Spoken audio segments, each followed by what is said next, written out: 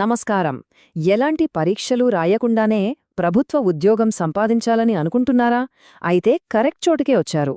India post వాళ్ళు ఇచ్చిన ఒక పెద్ద ఉద్యోగ అవకాశం గురించి ఇప్పుడు మనం వివరంగా మాట్లాడుకుందాం. ముందుగా అందరూ తెలుసుకోవాల్సిన ఒక ముఖ్యమైన నెంబర్ ఇది 28,740. అవును, మీరు విన్నది నిజమే. దేశవ్యాప్తంగా ఇన్ని గ్రామీణ డాక్ సేవక్ పోస్టుల్ని భర్తీ చేయబోతున్నారు. అంటే ఇదంత పెద్ద అవకాశమో మీరే ఆలోచించండి.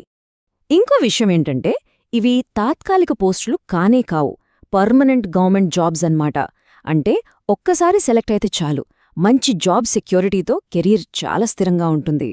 ఇక ఈ రిక్రూట్మెంట్లో అందర్నీ ఆకర్షించే విషయం ఇదే. దీనికి ఎలాంటి ఎగ్జామ్ లేదు, కనీసం ఇంటర్వ్యూ కూడా లేదు. కేవలం 10వ తరగతిలో వచ్చిన మార్కుల ఆధారంగానే సెలెక్షన్ ఉంటుంది. ఇది నిజంగా చాలామందికి ఒక గోల్డెన్ ఆపర్చునిటీ అనే చెప్పాలి. సరే, ఇప్పుడు ఈ పోస్టల్ డిపార్ట్మెంట్ ఇచ్చిన గ్రామీణ డాక్ సేవక్ నోటిఫికేషన్ గురించి ఇంకొంచెం లోతుగా చూద్దాం. చూసారుగా, దేశవ్యాప్తంగా దాదాపు 27,000కు పైగా ఖాళీలున్నాయి. అయితే మనం మన తెలుగు రాష్ట్రాలపై ఎక్కువ ఫోకస్ చేద్దాం. ఆంధ్రప్రదేశ్లో 1060, తెలంగాణలో 609. అంటే రెండు రాష్ట్రాల్లో కలిపి దాదాపు 1,600కు పైగా పోస్టులు ఉన్నాయన్నమాట. ఇది మనవాళ్లకు చాలా మంచి అవకాశం. అసలు ఈ ఉద్యోగాల్లో ఏం పనులుంటాయి, జీతం ఎంతిస్తారు, ఆ వివరాలిప్పుడు చూద్దాం. ఓకే, ఈ నోటిఫికేషన్లో ముఖ్యంగా 3 రకాల పోస్టులున్నాయి. ఒకటి బ్రాంచ్ పోస్ట్ మాస్టర్ లేదా బీపీఎం. వీళ్ళు పోస్ట్ ఆఫీస్ వ్యవహారాలు, ఇండియా పోస్ట్ పేమెంట్స్ బ్యాంక్ లావాదేవీలు చూసుకుంటారు. రెండోది అసిస్టెంట్ బ్రాంచ్ పోస్ట్ మాస్టర్ అంటే ఏబీపీఎం. వీళ్ళు స్టాంపులు, డెలివరీలు వంటివి చూస్తారు. ఇక మూడోది డాక్ సేవక్. వీళ్ల పని కూడా దాదాపు ఏబీపీఎం లాగే ఉంటుంది, ముఖ్యంగా డెలివరీల మీద ఫోకస్ చేస్తారు. ఇక జీతాల విషయానికొస్తే స్టార్టింగ్లోనే మంచి శాలరీలున్నాయి. బ్రాంచ్ పోస్ట్ మాస్టర్కు దాదాపు 18,000, ఏబీపీఎం లేదా డాక్ సేవక్కు 15,000 వరకు వస్తుంది. కానీ ఇక్కడ ఒక సూపర్ విషయం ఉంది. త్వరలో పీఆర్సీ అంటే పే రివిజన్ కమిషన్ వస్తుంది కదా, అది అమలైతే ఈ జీతాలు నెలకు 30,000 వరకు పెరిగే అవకాశముందట. సో లాంగ్ టర్మ్లో చూస్తే ఇది చాలా మంచి బెనిఫిట్. సరే, ఇంత మంచి ఉద్యోగాలకు అప్లై చెయ్యాలంటే ఉండాల్సిన అర్హతలేంటో చూద్దామా? దీనికి కావాల్సిన కనీస విద్యార్హత చాలా సింపుల్. జస్ట్ 10th క్లాస్ పాసైతే చాలు. అది గుర్తింపు పొందిన బోర్డు నుంచి పాసయ్యుండాలి. అంతే, పెద్ద పెద్ద డిగ్రీలేవీ అడగట్లేదు. ఇక వయస్సు విషయానికొస్తే జనరల్ కేటగిరీ వాళ్లకు 18 నుంచి 40 ఏళ్ల మధ్య ఉండాలి. అయితే రిజర్వేషన్ ఉన్నవాళ్లకు వయస్సులో కొన్ని సడలింపులు కూడా ఇచ్చారు. ఆ సడలింపులేంటంటే ఎస్సీ ఎస్టీ కేటగిరీల వాళ్లు 45 ఏళ్ల వరకు, ఓబీసీ వాళ్లు 43 ఏళ్ల వరకు, ఇక దివ్యాంగులైతే ఏకంగా 50 ఏళ్ల వరకు కూడా అప్లై చేసుకోవచ్చు. దీనివల్ల ఇంకా చాలా మందికి ఈ అవకాశం దొరుకుతుంది.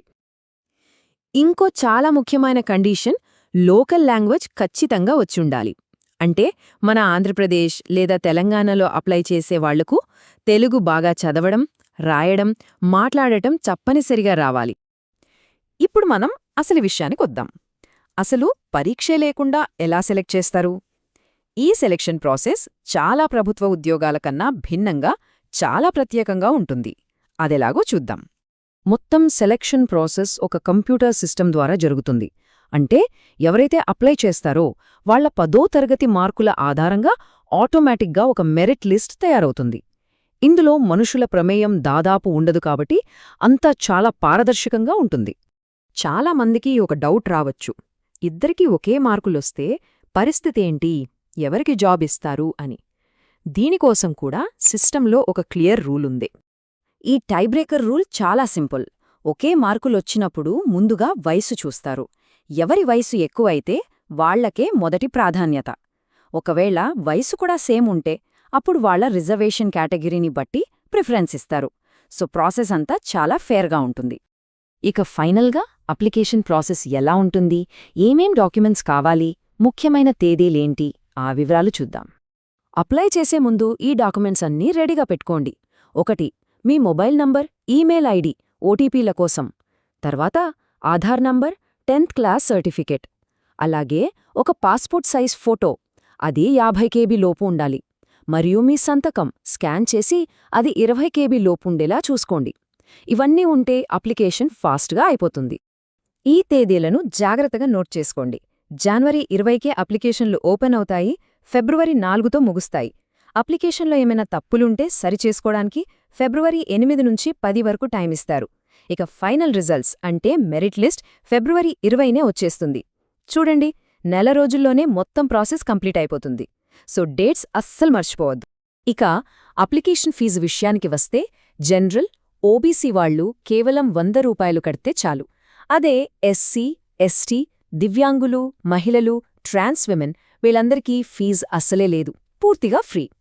ఒకసారి ఆలోచించండి, ఇలా పరీక్షలు, ఇంటర్వ్యూలు ఏమీ లేకుండా కేవలం మెరిట్ ఆధారంగా ప్రభుత్వ ఉద్యోగాలు ఇవ్వడమనేది భవిష్యత్తులో ప్రభుత్వ నియామకాల స్వరూపాన్నే మార్చేస్తుందేమో కదా. దీని గురించి ఆలోచించడం చాలా ఆసక్తికరంగా ఉంది.